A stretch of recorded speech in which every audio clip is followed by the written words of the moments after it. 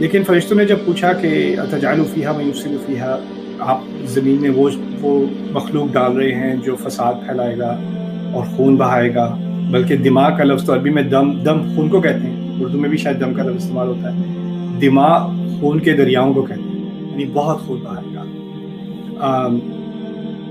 تو وَنَحْنُ نُسَبِّحُ بِحَمْدِكَ وَنُقَدِّسُ لَكَ، تو ایک سوال تو میں نے رکھا تھا کہ فرق کیا ہوا پھر، لیکن دوسرا سوال تھا اللہ تعالیٰ نے کہا کہ میں وہ جانتا ہوں کہ جو تم نہیں جانتے۔ تو لوگوں نے پوچھا کہ فرشتوں کو کہاں سے اندازہ ہوا کہ یہ خون بہائے گا، انہیں کیسے معلوم، ابھی تو بنایا بھی نہیں گیا۔ تو اس بات سے ایک انفرنس، کبھی قرآن میں بات یعنی سیدھے الفاظ میں کہہ دی جاتی ہے، صاف صاف کہہ دی جاتی ہے، کبھی یعنی عربی میں کہتے ہیں غیر مباشر، یعنی انڈائریکٹ طریقے سے بات کہی جاتی ہے۔ انڈائریکٹ باتیں سے اس بات سے اس طرف اشارہ کیا جا رہا ہے کہ فرشتوں کو اور کسی مخلوق کا تجربہ ہے جو کہ اپنے پاس اختیار رکھتی ہے، اور اگر انسان کے پاس، اب ان کے پاس تو اختیار ہے کہ اللہ تعالیٰ نے سوچ کی صلاحیت دی ہے، اختیار نہیں دیا، یعنی وہ کرتے ہیں وہی جو اللہ تعالیٰ نے حکم دیا، جیسے سورج اور چاند کو اختیار نہیں دیا۔ لیکن اس سے معلوم یہ ہوتا ہے کہ فرشتوں کو کسی ایک اور مخلوق کا تجربہ ہے جس کے پاس اختیار ہے، اس نے فساد کیا ہے، اور وہ مخلوق کیا ہے؟ لوگ علماء کے ان کا اندازہ ہے کہ یہ جن ہی ہو سکتے ہیں، ان کے پاس بھی اختیار ہے اس وجہ سے، اور انہوں نے کافی سارا فساد پھیلایا۔ قرآن نے یہ بات بھی واضح کر دی، منا مسلمون و منا دون ذلک و من القاسطون و منا دون ذلک، ہم میں سے ظالم بھی ہیں اور ہم سے صحیح والے بھی ہیں، مسلمان بھی ہیں، جنوں میں بھی مسلمان بھی ہیں، رائٹ؟ لیکن یعنی میجورٹی جو ہے اس نے فساد پھیلایا۔ تو اب ایک اور مزید مخلوق بنائی جا رہی ہے جو فساد پھیلائے گی۔ انہیں یہ کیسے پتا کہ اس کے پاس چوائس ہوگی؟ پھر اللہ تعالیٰ نے تو بس بتایا تھا، اس آیت میں تو بتایا تھا، دوسری آیت میں سورۃ صاد والی آیت میں کہ میں مٹی سے بنا رہا ہوں، تسبیح دے رہا ہوں، روح ڈال رہا ہوں، چوائس کا ذکر تو نہیں تھا۔ لیکن بقرہ میں یہ بات واضح ہوگی، انہوں نے کہا کہ انی جاعل فی الارض خلیفہ، خلیفہ کا لفظ استعمال ہوتا ہے جسے پیچھے چھوڑ دیا جائے۔ آسان ہم تو اب یہ لفظ استعمال حکمران کے معنی میں بھی کرتے ہیں نا، تو وہ خلیفہ تو، لیکن جو اس کے اصل معنی ہے اس کی طرف پہلے جانا چاہیے۔ اس کی چھوٹی سی سمپل سی میں مثال دے دوں، اگر آپ جاتی ہے کہیں ٹرپ پہ اور آپ مجھے کہتے ہیں گھر کا خیال رکھنا، رائٹ؟ تو آپ مجھے خلیفہ چھوڑ کے گئی ہیں، مجھے اپنے خلف چھوڑ کے گئی ہیں، خلف پیچھے چھوڑنا، رائٹ؟ تو جس کو پیچھے چھوڑا اس کو ذمہ داری دے دی، اب وہ سنبھالے یا جو بھی کرے، اس پہ اتنا ٹرسٹ کیا جا رہا ہے، اس پہ اتنا بھروسہ کیا جا رہا ہے کہ وہ اپنی ذمہ داری خود سے سنبھال لے گا، اس کو ایک ایک چیز کی انسٹرکشن دینے کی ضرورت نہیں ہے، اسی لیے اس کے ذمہ دے کے آپ اس کو پیچھے چھوڑ گئے، رائٹ؟ اس کو کسی کو ذمہ داری دینا اتنی کہ وہ اپنی چوائسیز کرے، اپنے فیصلے کر لے، اس کو خلفیہ کہتے ہیں، اور خلافہ کہتے ہیں ایکچولی، خلافہ۔ تو خلافہ کے معنی یہ ہیں، پھر سے مفسرون نے نکالا یخلف بعضہ بعضا، ایک کے بعد دوسرے کو پیچھے چھوڑے گا، یعنی اس کی جنریشنز ہوں گی اس دنیا میں آ کے۔ مقصد یہ ہے کہ اللہ تعالیٰ نے زمین پہ ہمیں ایک ذمہ داری دینی ہے، ہمیں چوائسیز دینی ہے، ہمیں فیصلے کرنے ہیں۔ جیسے ہی فرشتوں نے سنا کہ اس کو چوائسیز دے دی جائیں گی، اس نے ہتھیار بنانے ہیں ہتھیار بنا لے، چوری کرنی ہے چوری کر لے، ڈاکہ مارنا ہے ڈاکہ ڈال لے، قتل کرنا ہے قتل کر لے، چوائس اس کے پاس ہوگی، اس کو بتا دیں گے کیا کرنا ہے نہیں کرنا، لیکن فیصلہ اس کا ہوگا، رائٹ؟ اس پہ انہوں نے اعتراض کیا کہ یہ کیسے ہو سکتا ہے، ہم نے تو صرف یہی دیکھا ہے کہ جب جیسے ہی اختیار ملتا ہے تو فساد پھیلتا ہے۔ تو نئی بات سمجھ نہیں آئی۔ اس میں ایک آج کی قسط میں میں آپ کو بتانا چاہ رہا تھا کہ یہ بہت ضروری درس ہے ہمارے قرآن کا، اور وہ یہ ہے کہ سوال پوچھنے میں کوئی ممانعت نہیں ہے۔ ہمارے یہاں کبھی ہوتا ہے کہ اگر کسی سے آپ نے سوال پوچھ لیا تو کہیں تم ہوتے کون سوال پوچھنے والے؟ ایون ٹیچرز کہتے ہیں، رائٹ؟ یا تمہاری کیا حیثیت کہ تم یہ سوال پوچھو گے؟ اب میں کوئی فیصلہ کرتا ہوں، ٹھیک ہے، اور مجھ سے آ کے کوئی میرا بیٹا آ کے کہتا ہے یا کوئی اور آ کے کہتا ہے کہ آپ نے یہ فیصلہ کیا، کیوں کیا؟ مجھے سمجھ نہیں آ رہی، یہ چوائس کیوں کیا آپ نے؟ یہ والا گھر یہاں پہ کیوں خریدا آپ نے اس کالج میں داخلہ کیوں کیا؟ آپ نے یہ کیوں کیا، رائٹ؟ مجھے سمجھ نہیں آ رہی اس کی تو کیا بنتی ہے؟ اس سے آپ کو پہلے ہوگا کہ میں شاید افینڈڈ ہو جاؤں، تم ہوتے کون ہو میرے فیصلے کو کوشچن کرنے والے؟ اپنی اوقات سمجھو پہلے، رائٹ؟ اندازہ کریں کہ اللہ کا کیا مقام اور اس کے آگے تمام مخلوق کا کیا مقام، اور اللہ نے بات کر دی کہ میں نے یہ فیصلہ کیا ہے، میں زمین پہ خلیفہ ڈال رہا ہوں، اور فرشتوں سے زیادہ اللہ تعالیٰ کی تقدیس کو ماننے والا، ان کی بڑائی کو ماننے والا اور ہوگا کون؟ اور انہوں نے جرت کر کے کیا سوال پوچھ لیا کہ آپ ایسے انسان کو ڈالیں گے لیفسد فیہا فساد کرے گا، تاکہ کیا اس لیے کہ وہ فساد کرے. اور اس میں لام العاقبہ کہتے ہیں، یعنی فوراً نہ ہو کہ بعد میں جا کر بھی فساد ہی ہونا ہے. ایونچولی اس کی کہانی کا آخر یہی ہونا ہے کہ فساد پھیلے گا. تو ہمیں سمجھ نہیں آ رہی. تو انسانوں میں اگر ہم یہ سوال پوچھتے ہیں تو ہم کہتے ہیں تم ہوتے کون ہو پوچھنے والے، زیادہ پھیلنے کی ضرورت نہیں ہے. فرشتے اللہ سے پوچھ رہے ہیں، اور اللہ تعالیٰ نے ان کو یہ نہیں کہا تم ہوتے کون ہو پوچھنے والے. اللہ تعالیٰ نے پہلی بات یہ کہی انی اعلم ما لا تعلمون، میں بہتر جانتا ہوں وہ چیز جو تم ابھی نہیں جانتے. تمہیں یعنی اس جواب تمہارا سوال ریزنیبل ہے تمہارے تجربے کے اعتبار سے، لیکن اس کی کچھ اور ڈیمینشنز ہیں، کچھ اور پہلو ہیں جس کا تمہیں ابھی علم نہیں ہے. اب اگلی آیت میں ان پہلوؤں سے ان کو متعارف کرایا. تو ایک ٹائم لائن آپ کو میں سمجھانا چاہ رہا ہوں. ٹائم لائن یہ ہے کہ یہ پہلا مکالمہ ہے. پہلے مکالمے میں زمین پہ کوئی ڈالنے والا ہوں، اس کے بعد اختیار ہوگا. ابھی وہ 3 جو خصوصیات تھی نا اس کا بھی ذکر نہیں ہے. ٹھیک ہے، ابھی یہ ہے کہ 3 ابھی میں خلیفہ ڈالنے والا ہوں. اس کے بعد بتایا کہ اس کی تسویہ ہوگی اور اس میں روح ہوگی. ابھی ان کو سمجھ آئی روح کیا چیز ہے، ان کو اس کا علم نہیں ہے ابھی. پھر اللہ تعالیٰ کہتے ہیں اگلی آیت میں بقرہ میں وَعَلَّمَ آدَمَ الْأَسْمَاءَ كُلَّهَا، اللہ تعالیٰ نے آدم علیہ السلام کو تمام نام سکھائے. ثم عرضهم على الملائکہ، یہ ذرا ٹیکنیکل چیز ہے عربی میں. عرضهم اس کو تغلیباً علی غیر العاقل، ٹیکنیکل چیز سے ہٹ کے آسان سی بات کرتے ہیں. اشارہ اس آیت میں اس طرف ہے، عربی سے ظاہر ہے کہ پھر اللہ تعالیٰ نے فرشتوں کے سامنے تمام انسانیت پیش کر دی. یہ نئی بات ہے آج کی. اچھا، تو ابھی آدم علیہ السلام کی بات نہیں ہو رہی، ابھی تمام انسانیت کی بات ہو رہی ہے. تمام انسانیت، رسول صلی اللہ علیہ وسلم کھڑے ہیں، میں کھڑا ہوں، آپ کھڑی ہیں، تمام انسانیت کو ایک دفعہ میں کھڑا کر دیا. تو ہماری ساری ارواح ایک دفعہ میں پریزنٹ کر دی گئی فرشتوں کو. اور اسم کا لفظ اردو میں استعمال ہوتا ہے نام کے لیے، رائٹ. اسم کا لفظ عربی میں اصل میں استعمال ہوتا ہے علامت کے لیے یا ایک خصوصی نشانی کے لیے. اسم وسم سے نکل، اور خوبصورتی کی نشانی کو وسم کہتے ہیں عربی میں. جیسے برتھ مارک یا بیوٹی مارک ہوتا ہے نا، اس کو وسم بھی کہتے ہیں، اور وسامہ خوبصورتی کو کہتے ہیں. اسم سے مراد عربی میں یہ بھی ہے کہ اس چیز کی سب سے خوبصورت خصوصیت کیا ہے، صرف نام نہیں. اور اسی سے ہمارے کلچر میں بھی ہے نام اچھا رکھنا چاہیے نا، کیونکہ نام خصوصیت بن جاتی ہے. اس آیت میں یہ کہا جا رہا ہے کہ فرشتوں سے کہا کہ تم یہ نہیں کہا کہ تم سب انسانوں کے نام بتاؤ، یہی نہیں کہا ان کی خصوصیات بتا دو. تم نے تو ابھی کہا تھا کہ ان کی خصوصیات کیا ہوں گی کہ یہ خون بہائیں گے، فساد کریں گے. اب بتا دو، یہ تمہارے سامنے ہے، یہ تمام مخلوق، تمام روحیں ہیں، یہ بتا دو ان کی کیا خصوصیات ہیں، صرف نام ہی نہیں.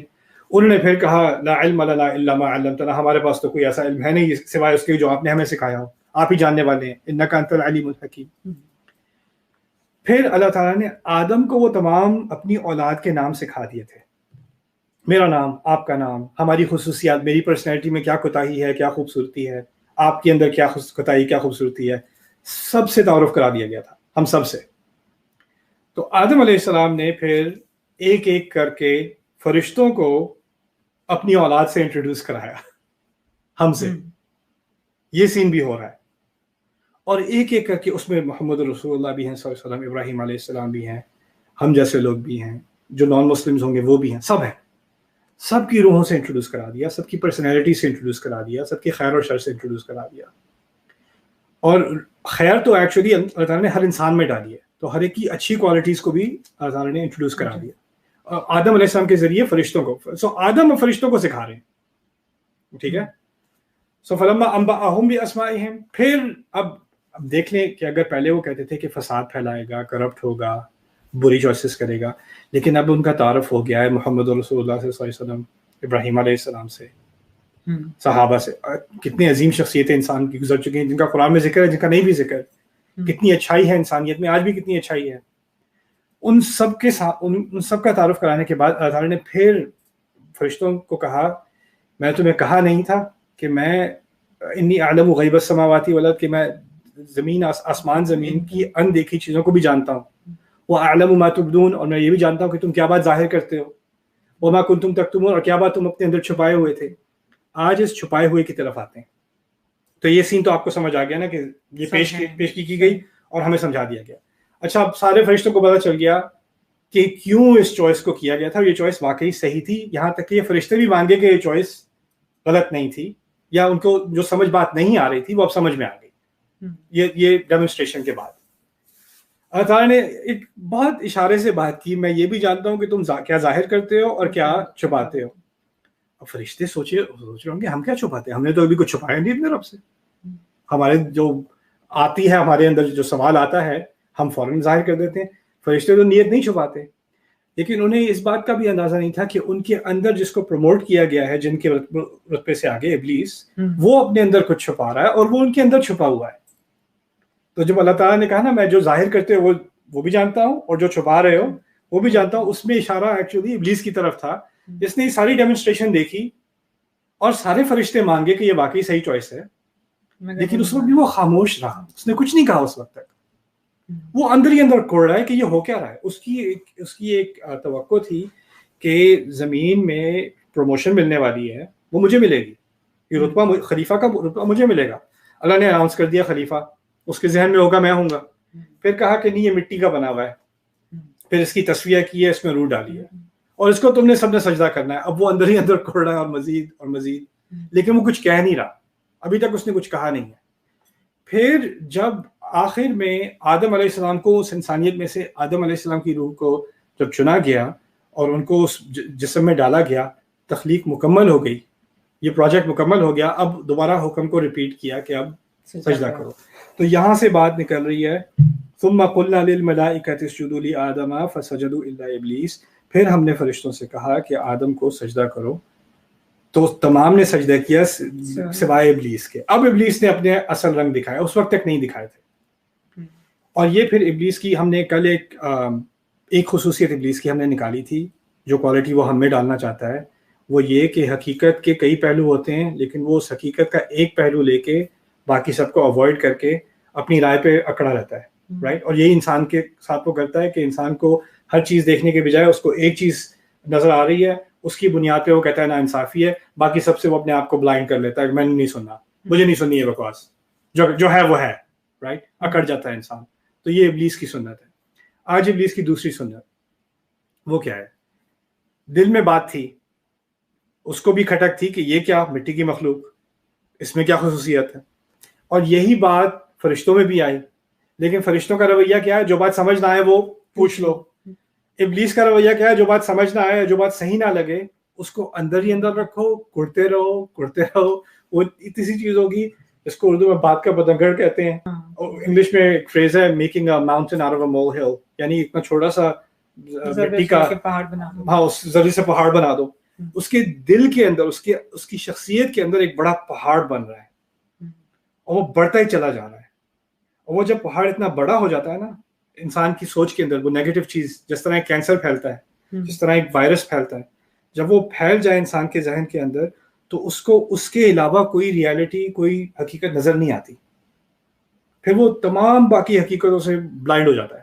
ابلیس اب اس وقت تک اندھا ہو چکا ہے, اس کو اور کچھ نظر ہی نہیں آ رہا. اس نے اپنے اندر ہی اندر یہ بات رکھی, اور اندر رکھ کے اس کو کیوں چوز کیا گیا, اس میں کیا ہے, جواب تو مل چکا ہے, لیکن اپنے ذہن میں اس کا تو کوئی, اس کی کوئی توقع نہیں بنتی ہے, تو مٹی کا بنا ہوا ہے, اس میں کیا ہے, اس میں کیا خاصیت ہے.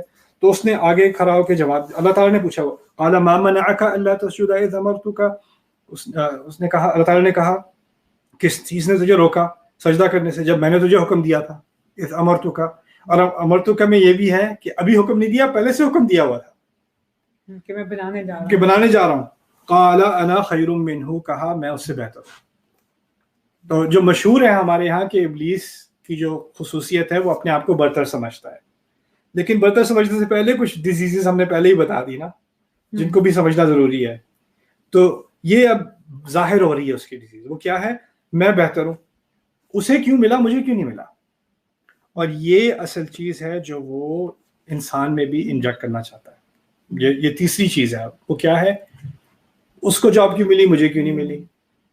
میری بہنیں ہوں گی, میری بڑی بہن کی شادی ہو گئی, چھوٹی بہن کی شادی ہو گئی, میری ان کی کیوں ہوئی, وہ کیوں خوش ہیں, ان کے بچے ہو گئے, میرے کیوں نہیں ہوئے. ان کی فیملی میں یہ ہو گیا, ان کے تو بچے گریجویٹ بھی کر گئے, یہ بھی کر گئے, وہ بھی کر گئے, ان کو تو امیگریشن بھی مل گئی, ان کے تو پیپرز بھی آ گئے, ان کا یہ ہو گیا, ہمارا کیوں نہیں ہوا. اور انسان اسی سوچ میں اسے کیوں پریفر، اللہ نے اسے کیوں رحمت دی ہے، اسے کیوں نعمتیں دی ہیں، مجھے کیوں نہیں دی، ان کو کیوں ملا مجھے کیوں نہیں ملا، وہ تو ایسے ہیں ایسے ایسے، ان کو تو وہ تو مستحق ہی نہیں ہے، تو انہیں کیوں مل رہا ہے مجھے کیوں نہیں مل رہا، وہ کیوں ہنس رہے ہیں، وہ کیوں خوش ہیں. یہ جو چیز اس کے اندر ملی ہے اس پہ شاکر نہیں ہوتا نہ، اس کو جلن ہی ہوتی ہے، یہ نہیں کہ مجھے کیا ملا ہے، اس کو تکلیف یہ ہوتی ہے ابلیس کو کہ آدم کو کیوں مل رہا ہے. عجیب بات یہ ہے کہ اللہ تعالیٰ نے ابلیس سے کچھ چھینا ہی نہیں، اس کو تو اونچا مقام دیا ہوا تھا، یہاں تک کہ فرشتوں سے بات ہو رہی ہے اور جن کو بھی انکلوڈ کر دیا، اس کو ہائی کلاسیفائڈ کمپنی میں ڈال دیا. تو اس کا مقصد یہ ہے کہ اس کا جو رزق تھا، اس کو جو ملنا تھا وہ تو ملنا ہی تھا، لیکن اس نے اپنے رزق پہ فوکس کرنے کے بجائے اس کو تکلیف یہ ہو رہی ہے کسی اور کو کیوں مل رہا ہے. اور یہ اصل مرض ہے ابلیس کا، اور یہ جاتا ہے انسان میں یہ آ جائے تاکہ اس کو جو ملے، اور اس کے پاس جو، دیکھیں لوگ کہتے ہیں میرے پاس اپرچونٹی نہیں ہے، میرے پاس موقع نہیں ہے، میرے پاس سہولتیں نہیں ہیں، میرے پاس وہ نعمتیں نہیں ہیں جو کسی اور کو دی گئی ہیں. بالکل ٹھیک ہے، آپ کو وہ ہائٹ نہیں دی گئی جو کسی اور کو دی گئی، آپ کو وہ رنگت نہیں دی گئی جو کسی اور کو دی گئی، آپ کو وہ ایجوکیشن نہیں دی گئی، وہ فائنینسز نہیں دی گئے، وہ ویلتھی فیملی نہیں دی گئی، آپ کو وہ بیک گراؤنڈ نہیں دیا گیا، آپ کو آپ کی پیدائش اس ماحول میں ہوئی، اس سوسائٹی میں ہوئی، آپ کو کافی ساری چیزیں آپ کو بلاک کر دی ہیں. ٹھیک ہے، ماننے کی بات ہے کہ ہر انسان کو ایکول لائف نہیں دی گئی، ٹھیک ہے، لیکن جو کچھ دیا گیا ہے نا، جو اتنا سا بھی دیا گیا ہے، اللہ تعالیٰ نے وہ جو دیا ہے نا، اس موقع کو آپ ایک دانے سے ایک پورا کھیت بنا سکتے ہیں. اللہ تعالیٰ نے آپ کو موقع دیے ہیں جو جتنا بھی چھوٹا ہو اس سے بڑی چیز اکمپلش ہو سکتی ہے. اب اس کی مثال آپ یہ دیکھیں کہ جب جن انبیاء کو اللہ تعالیٰ نے چنا ہے، جن کا دنیا پہ ابھی تک اثر ہے، ان کے پاس دنیا میں کیا تھا، ان کی زندگی میں ان کے پاس تھا کیا. ابراہیم علیہ السلام کے پاس کون سے موقع ہیں، گھر سے نکالے جا رہے ہیں ٹین ایج عمر میں، جہاں جا کے سیٹل ہوئے وہاں آگ میں پھینکے جا رہے ہیں، رائٹ. کیا اپرچونیٹیز ہیں ان کے پاس. اللہ تعالیٰ آپ کے پاس کم سے کم موقع بھی ہونا، اس کو اگر آپ پوری طرح یوز کریں گے تو آپ کو نہیں معلوم کہ کون سے برکتوں کے دروازے کھلنے والے ہیں. لیکن انسان کیا کرتا ہے، وہ کمپیریزن میں اپنی زندگی گزار لیتا ہے. اپنے بارے میں تو سوچنا ہی نہیں ہے، اپنے بارے میں سوچنا ہے تو کسی اور کے مقابلے میں سوچنا ہے ہمیشہ ہمیشہ. یہ ابلیس کی ایک لعنت ہے جو اس نے انسان کے اندر ڈالنے کی کوشش کی ہے. تو وہ کہتا ہے انا خیر منہ، میں اس سے بہتر ہوں. کہنے کا مقصد کیا ہے، مجھے چننا چاہیے تھا. میں اور سجدہ کرنے کا مقصد کیا ہے، سجدہ نہ آدم علیہ السلام کی عبادت تھوڑی کروانی ہے. سجدے کا مقصد ہے کہ اللہ تعالیٰ نے ایک عظیم مخلوق بنائی ہے. اللہ تعالیٰ کی عظمت مانو کہ کیا عظیم چیز اللہ تعالیٰ نے بنائی ہے.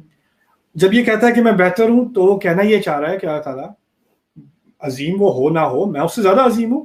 اگر اس کی اتنی بڑائی ماننی چاہیے تو میں تو اس سے پہلے ڈیزرو کرتا ہوں، میری سینیورٹی بھی ہے. انا خیر منہ خلقتنی من نار وخلقتہ من طین، مجھے آپ نے آگ سے بنایا، اس کو تو بس مٹی سے بنایا ہے. اور یہاں بھی بڑی فلسفی بات ہے، لیکن اس بات پہ اتفاق کرتے ہیں کہ اس نے آدم علیہ السلام کی ڈیفینیشن دی ہے اب اپنی طرف سے. اس کی اپنی طرف سے آدم علیہ السلام کی ڈیفینیشن یہ ہے کہ یہ مٹی کا بنا ہوا ہے. میں نے بار بار یہ بات سب کے سامنے، آپ کے سامنے بھی رکھی تھی کہ ہم 3 چیزوں کے بنے ہوئے ہیں، مٹی، بیلنس اور روح. 3 چیزیں ہمارے اندر. ابلیس کیا چاہتا ہے کہ ہمیں دیکھا جائے کس نظر سے، صرف مٹی سے. مٹی سے مراد کیا ہے، ہماری ایک جانور ایگزسٹنس ہے، جانور مٹی کے بنے ہوتے ہیں. وہ اب اس کا یہ اس کے دماغ میں ہماری حیثیت اس سے زیادہ ہو ہی نہیں سکتی.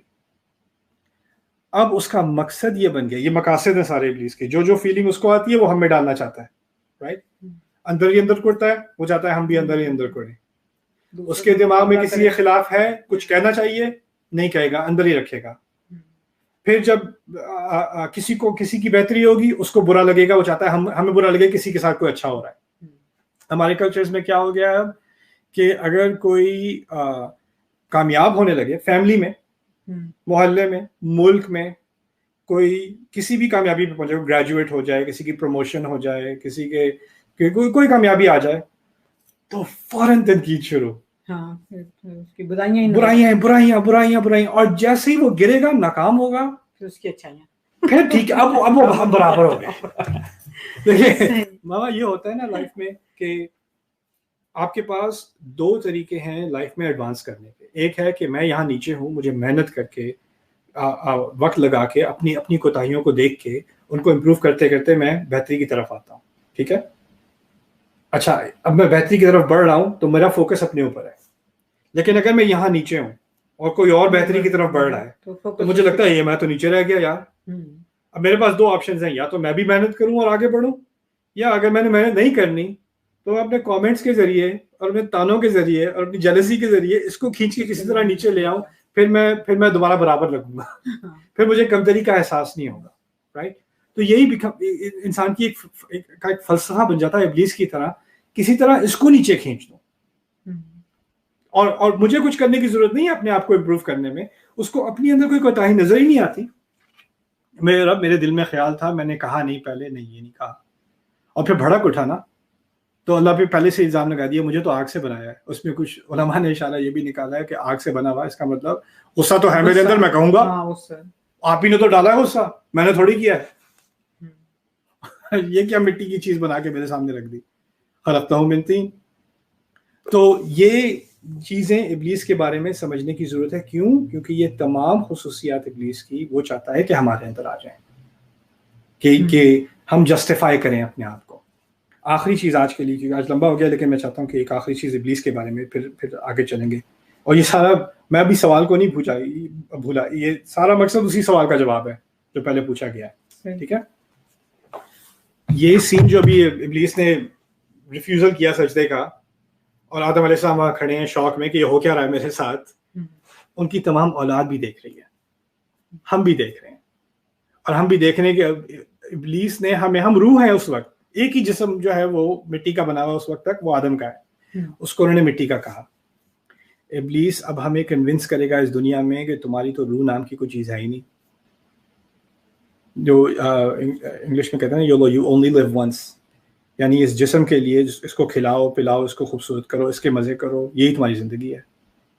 اور وہ کیوں؟ اور جب انسان اس کو ایکسیپٹ کر لے گا تو اس نے ابلیس کی ڈیفینیشن ایکسیپٹ کر لی کہ میں بنا ہی مٹی کا ہوں, میری اس سے آگے کوئی حیثیت ہے ہی نہیں. تو یہ جو مٹیریلسٹ فلسفہ ہے, یا جو ایک طرح سے اسپرچویلٹی کے خلاف ہے, کہ یہ روح اور روحانیت اور یہ کیا چیزیں ہیں یار, یہ چیزیں تمہیں پیچھے لے کے جاتی ہیں. رائٹ, تو یہ تمام فلسفہ جس میں ہم اپنے آپ کو بس ایک ایڈوانس قسم کا, ایوالو قسم کا جانور سمجھتے ہیں, اس سے زیادہ کچھ نہیں ہے.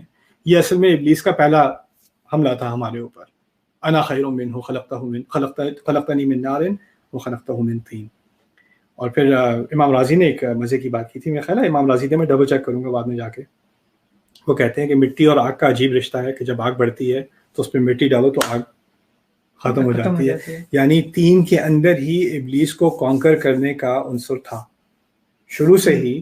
اصل میں مٹی کی ایک طاقت یہ ہے, اور مٹی میں اگر آگ لگاؤ زیادہ تو مٹی پک جاتی ہے, اور اس کو کنسٹرکشن کے لیے بھی استعمال کر سکتے ہیں. یعنی آگ سے مٹی برباد ہونے کے بجائے آگ سے مٹی اور پکی ہو جاتی ہے, اس کو وہ برباد نہیں کر سکتی.